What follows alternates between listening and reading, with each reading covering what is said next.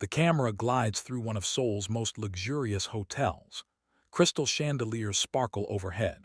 The country's most powerful business leaders mingle while a live orchestra fills the room with elegant music.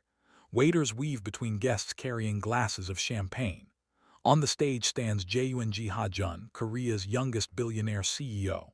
Calm, handsome, untouchable. Beside him is his fiancée, Sooh, graceful and elegant. Everything looks perfect. Until the massive ballroom doors slowly open. Every conversation stops, every camera turns. A young black woman steps inside. Her coat is soaked from the rain. Her heels echo across the marble floor. She isn't alone. A little girl holds her left hand. Another little girl holds her right. Both twins look almost exactly like Ha-Jun. The orchestra falls silent. One champagne glass slips from a guest's hand. Crash. The sound echoes across the ballroom. Ha-Jun slowly lifts his eyes. His face drains of color. Breathing stops. The woman he buried in his past, his ex-wife, is standing in front of him. The little girls stare at him with innocent curiosity. One of them whispers, "Mommy." "Why is everyone looking at us?" Zara kneels, gently brushing rainwater from her daughter's hair before standing again. She looks directly into Ha-Jun's eyes. No hatred, no tears, just quiet strength. "Say hello to your father." Room freezes. Ha-Jun struggles to breathe. His lips tremble. "Father." Zara nods once. They turned two last week. Ha-Jun stumbles backward. The champagne glass slips from his own hand and shatters against the marble floor. His entire world collapses in one sentence. 2 years ago, young Ha-Jun believed his wife betrayed him. Tonight, he is about to discover that every painful decision he made was built on a lie. Warm lights stretch across the crowded street. Music plays from nearby performers. The smell of grilled meat, fresh bread, and sweet pastries fills the air.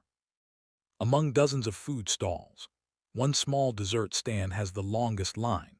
Behind it is Zara Mensah, beautiful without trying, confident, hardworking. She smiles at every customer as though they've been friends for years. Across the street, a black luxury car quietly stops.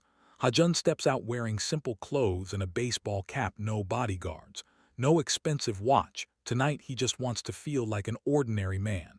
As he walks through the market, one smell catches his attention. Fresh butter, vanilla, caramel. He follows it. Soon he finds himself standing in front of Zara's stall. She's busy decorating pastries with incredible precision. Without looking up, she speaks. "You've been starring for almost 3 minutes." Ha-Jun blinks. "Was it really that obvious?" She laughs. "Either you're hungry or you're secretly judging my baking." Ha-Jun smiles for the first time in weeks. "I've never seen desserts that look like artwork." She hands him a small pastry. "Then stop looking." A bite. Hesitates, then tastes it. His eyes widen. The flavors are unlike anything he's ever experienced. Sweet, warm, comforting for a brief moment. The stress of running one of Korea's biggest companies disappears. He simply smiles, a real smile. Zara notices. There it is, the smile. "I was beginning to think your face had forgotten how." Ha-Jun laughs, a genuine laugh, something he hasn't done in years. From across the street, inside a parked black SUV, someone secretly photographs them. Click, click. Click. Neither of them notices. That ordinary night changed two lives forever. Ha-Jun returns to Zara's dessert stall the very next evening, then the evening after that, and the evening after that. Soon, she no longer asks what he wants. She simply starts preparing his favorite pastry the moment she sees him. The usual, "Am I becoming predictable?" "No. You've just finally found somewhere you like coming." Rain begins pouring unexpectedly. The market quickly empties. Two of them rush to cover the pastry cart with plastic sheets. By the time they finish, they're both soaked. Zara bursts into laughter. Ha-Jun looks at her for a second, then laughs too, the kind of laugh that comes from the heart. Late one evening, Zara notices the expensive cufflinks peeking from beneath Ha-Jun's sleeves. She raises an eyebrow. "You don't exactly look like someone who struggles to pay rent." Ha-Jun chuckles. "I'm in business." "Business? What kind?" He smiles. "The boring kind." She laughs.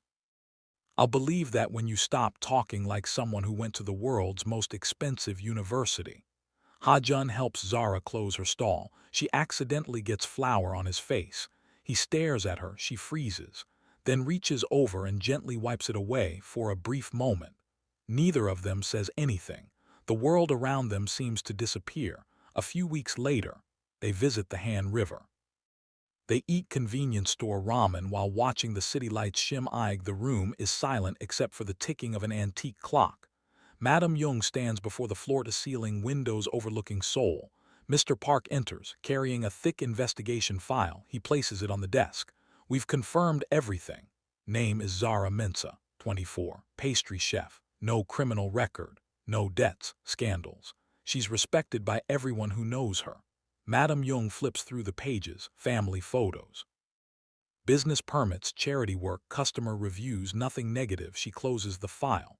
Then we'll have to create a scandal. Mr. Park hesitates. Chairwoman, she's innocent. Madam Jung slowly raises her eyes, cold, unshaken. Innocent people lose every day. Power decides who history believes. She walks toward a framed photograph of Ha-Jun as a little boy. She gently brushes the dust from the frame. I built an empire for my son. I won't watch him throw it away. She turns back to Mr. Park. Separate them, violence, blood, evidence. I want my son to believe he made the decision himself. Mr. Park lowers his head. Yes, Chairwoman, as he leaves, guilt is already visible on his face. A smiling doctor hands Zara an ultrasound photo. Congratulations. You're about 6 weeks pregnant. Several seconds. Zara simply stares, then tears fill her eyes. She laughs through them. He's going to cry, doctor smiles. I hope they're happy tears. Zara gently holds the tiny ultrasound picture against her heart outside the clinic. She immediately calls Ha-Jun unknown to her, across the street. Mr. Park watches from inside a black sedan. He quietly lowers his phone. Ha-Jun's call never rings instead. Mr. Park forwards the call to a disconnected company number. Zara frowns. She tries again and again. Nothing. She smiles to herself. He's probably in another board meeting. Surprise him tonight, Mr. Park watches her walk away. His expression grows heavier. A receptionist welcomes Zara warmly. Mr. Kim is waiting upstairs regarding your bakery investment. Zara bows politely. She has no reason to suspect anything inside the suite. A well-dressed businessman stands. He smiles politely. Mr. Kim, Miss Mensa. Thank you for coming. Before Zara can respond, the room door suddenly bursts open. 2 hidden photographers begin taking pictures. Flash, flash, flash. Mr. Kim instinctively grabs Zara's arm in surprise. Another flash from the perfect angle. It looks intimate, compromising. Zara immediately pulls away. What is happening? The photographers disappear as quickly as they arrived. Mr. Kim looks confused. I thought this was a real business meeting. Realization slowly spreads across Zara's face. She has been set up. She runs outside. But everyone involved is already gone. Ha-Jun studies financial reports. His assistant enters. Chairwoman Jung is here.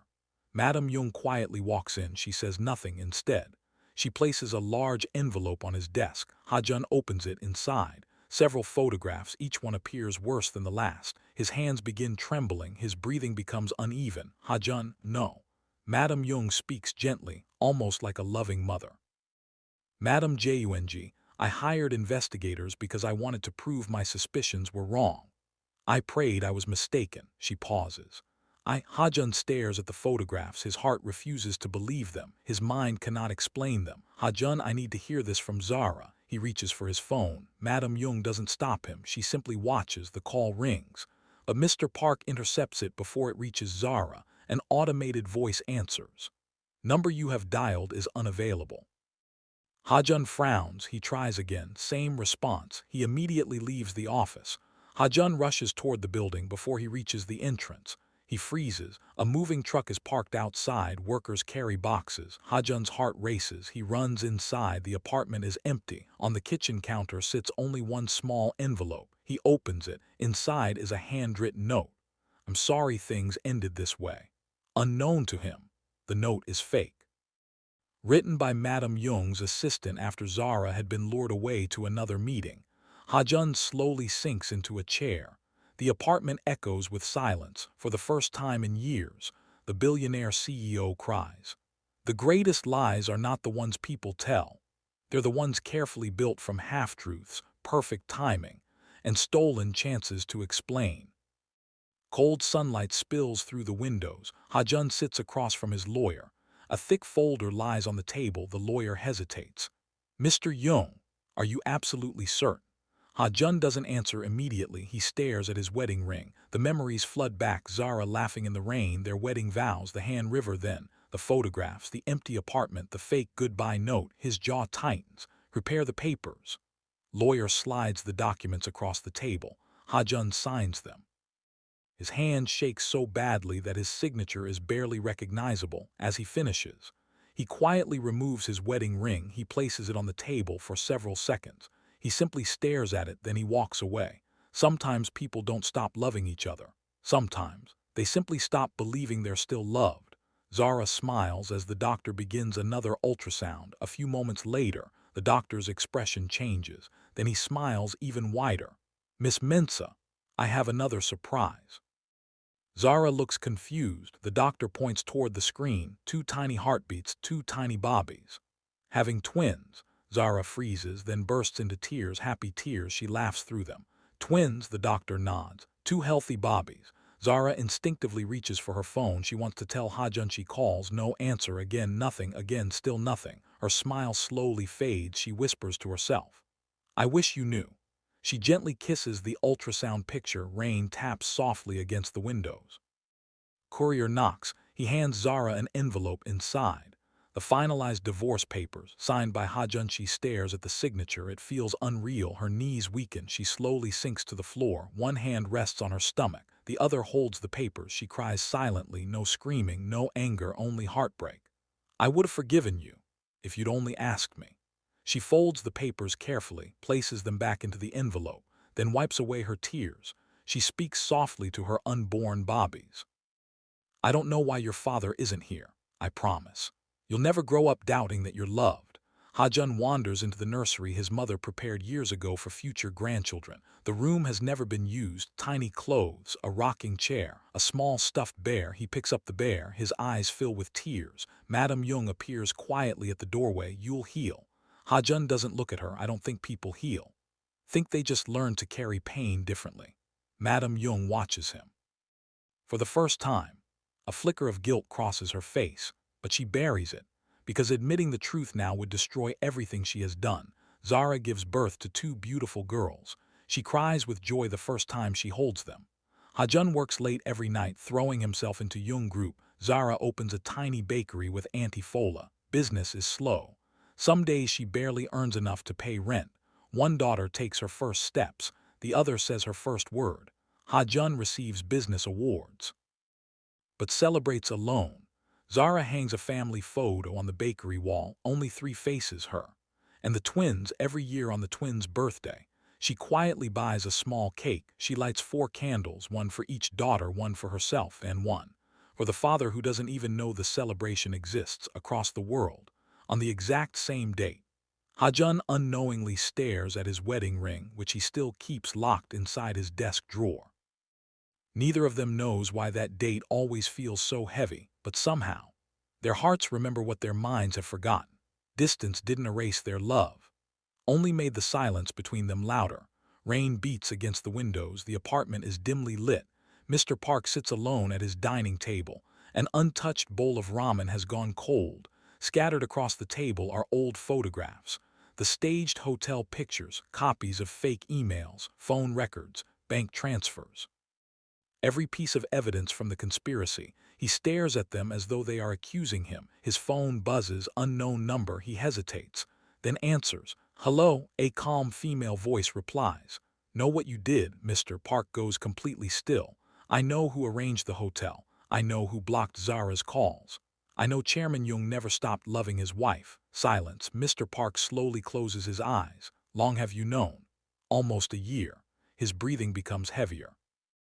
"Why didn't you tell him?" A long silence follows. When Sua finally speaks, her voice trembles. "Because I convinced myself, if enough time passed, he'd eventually love me instead." Tears quietly rolled down her face, but every time he looked at me, I could see he was remembering someone else.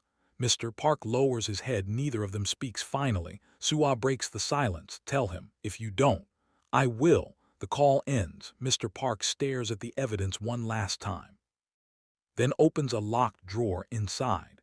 Zara and Ha-Jun's original marriage certificate. He whispers to himself, "It's time." Floor-to-ceiling windows overlook Seoul. Ha-Jun sits alone. Another successful business meeting has just ended. Executives applaud. They congratulate him. One by one, they leave soon. The enormous office is silent again. His assistant enters. "Congratulations, sir. Jung Group has officially become Korea's most valuable company." Ha-Jun doesn't smile. He simply nods. The assistant hesitates. "Is everything all right?" Ha-Jun looks out at the city. "Do you know what's strange? I've spent 2 years winning everything. And somehow, I've never felt like a bigger loser." Assistant says nothing. Because there is nothing to say. Warm sunlight fills the bakery. Customers line up outside. The once struggling bakery has become one of London's most popular dessert cafes. Fresh pastries fill the display. The twins, now energetic 2-year-olds, run around wearing tiny aprons. One carefully places cookies into a basket, the other secretly steals one. Anti-FOLA laughs. "You two are going to eat all our profits." The twins giggle. Zara walks over. She kneels beside them. "What do we say?" Both girls smile. "Sorry, Mommy." Everyone laughs. The bakery feels alive, happy, peaceful until a courier enters. "Package for Miss Zara Mensa." She signs for it. Inside, a cream-colored envelope. No return address. She slowly opens it. A formal invitation. Jung Group engagement gala. Her smile disappears. Something else slips from the envelope. A handwritten note, just 7 words. "He was never told the truth. Come." Her hands begin shaking. She reads it again and again. Antifola quietly walks over. "What is it?"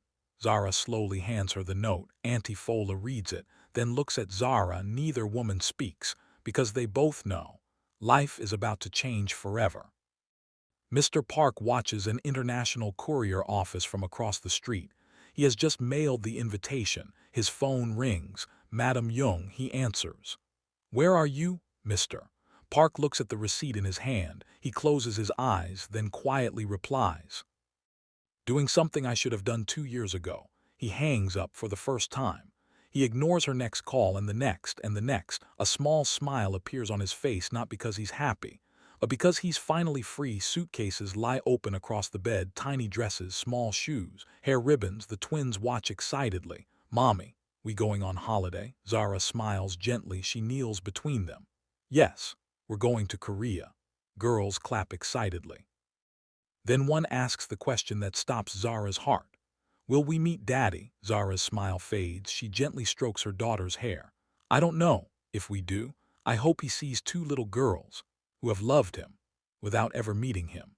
Antifola quietly wipes away a tear. A plane lands. Passengers slowly exit. The airport doors slide open. Zara steps outside, holding one twin's hand. The other sleeps peacefully on her shoulder. She pauses, looks up at the Seoul skyline, the city where she once found love and lost everything. She takes a deep breath. She wasn't returning for revenge, wasn't returning to reopen old wounds. Came back for one reason. Because every child deserves the chance to know the truth about where they come from.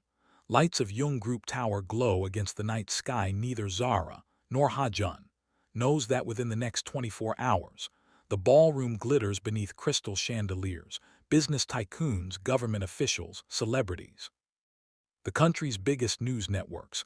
Everyone has gathered to celebrate the engagement of Korea's most eligible billionaire. At the center of it all, Ha-Jun stands beside Suah. He looks flawless, yet distant. The host smiles. "Ladies and gentlemen, please raise your glasses as we celebrate the future of Jung Group." Guests applaud. The orchestra begins playing. Photographers crowd the stage. Suah quietly looks at Ha-Jun. "You've been somewhere else all night." Ha-Jun forces a smile. "I'm here." She gently shakes her head. "No, your body is. Heart isn't." Before he can answer, the ballroom doors slowly begin to open. The orchestra stops. Every head turns. The doors swing fully open. Zara walks inside, elegant, confident, dressed in a simple navy blue gown. She isn't trying to impress anyone. She doesn't need to. She carries quiet dignity. One little girl holds her right hand. Another holds her left. The twins stare around the enormous ballroom with wide, curious eyes. Whispers ripple through the crowd. "Who is she? Isn't that? That's Chairman Jung's ex-wife." Camera flashes erupt. Ha-Jun slowly turns the moment his eyes meet Zara's. Time seems to stop. He forgets the guests, the cameras, the music, everything. The only thing he can see is her then. He notices the children. One of the twins smiles shyly. She has his eyes. His smile disappears. His breathing becomes uneven. The champagne glass slips from his fingers. Crash. The sound echoes through the silent ballroom. Nobody moves. Nobody speaks. Ha-Jun's knees nearly buckle. His fingers tremble uncontrollably. The ballroom is so quiet that the sound of his uneven breathing can be heard. His eyes remain fixed on the twins. The older girl tilts her head. She whispers softly to her sister. "Why is he crying?" The younger twin shrugs. "I don't know." Zara gently strokes their hair. She looks at Ha-Jun with calm eyes, not angry, not bitter, just tired, the kind of tired that only comes from carrying pain for years. Ha-Jun finally finds his voice. "They're really mine," Zara nods. "They have your smile, your eyes, your habit of staying awake whenever they're worried."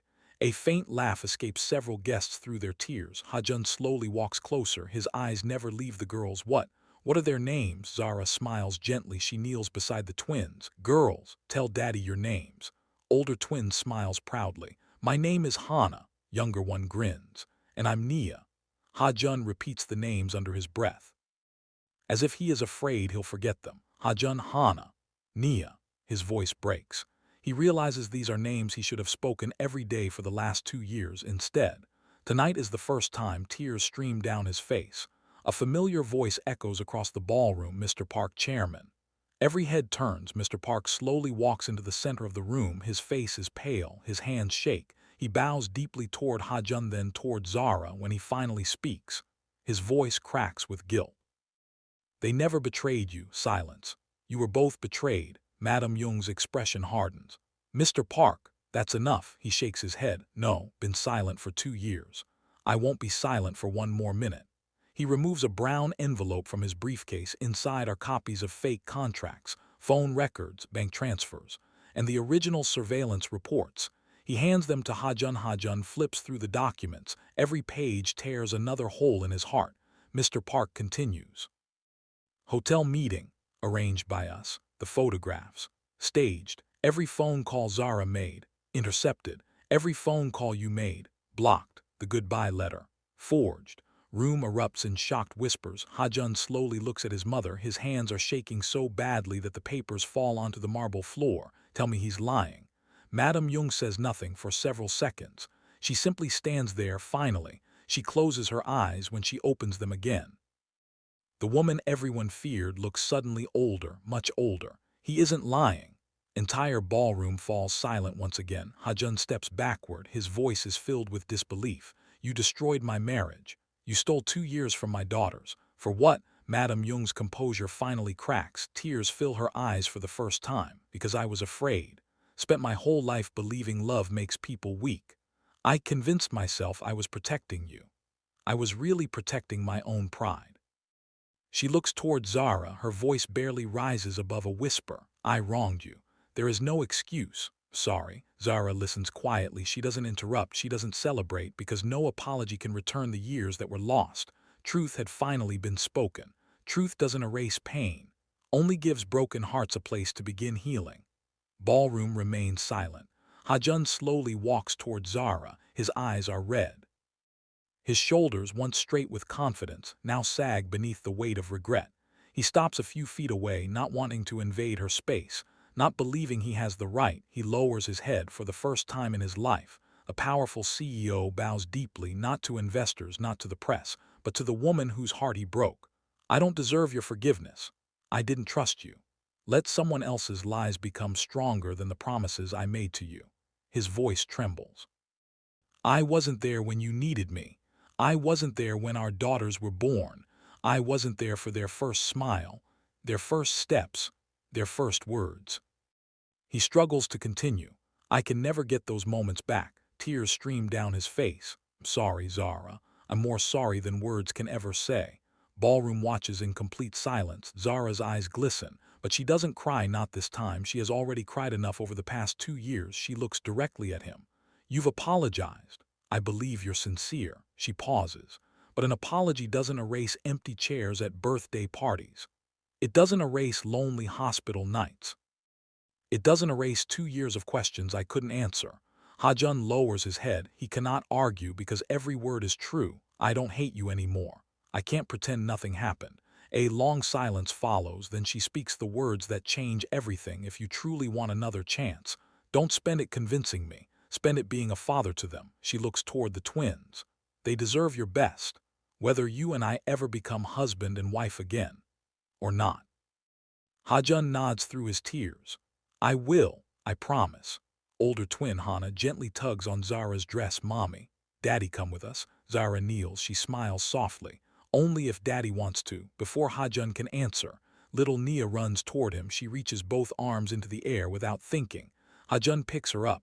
She wraps her tiny arms around his neck as though she's known him forever.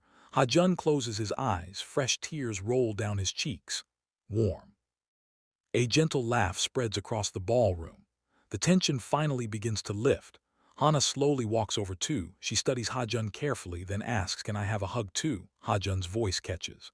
You never have to ask. He kneels and opens his arms. Both girls hug him tightly. The guests begin applauding, not because a billionaire has been redeemed, but because a family has finally found its way back to one another. Nearby, Sua quietly smiles. Mr. Park wipes away tears. Even Madame Young breaks down, silently watching the grandchildren she nearly lost forever. Cherry blossoms drift gently through the air. Children laugh across the garden. Hana and Nia race between the trees. Ha-Jun chases after them, pretending he can't catch them. They squeal with laughter across the garden. Zara watches with a peaceful smile. Auntie Fola joins her. He hasn't missed a single weekend in a year. Zara nods. No, kept every promise. Nearby, Madame Young sits quietly on a garden bench.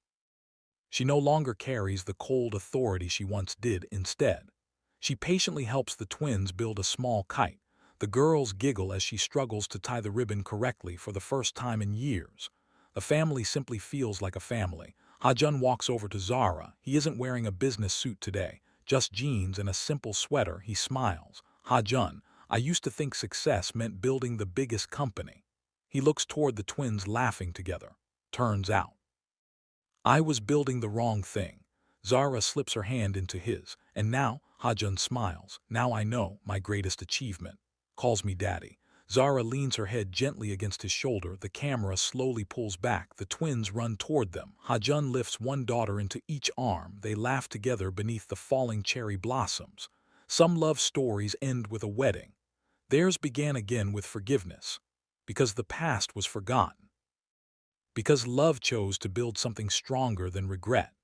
Sometimes the happiest endings don't come from perfect love. They come from love that survives the truth. If this story touched your heart, let us know in the comments. Which moment moved you the most? The gala entrance, the truth being revealed, or the twins' first hug with their father? Don't forget to like, subscribe, and turn on notifications for more unforgettable Afro, Korean billionaire romance stories every week.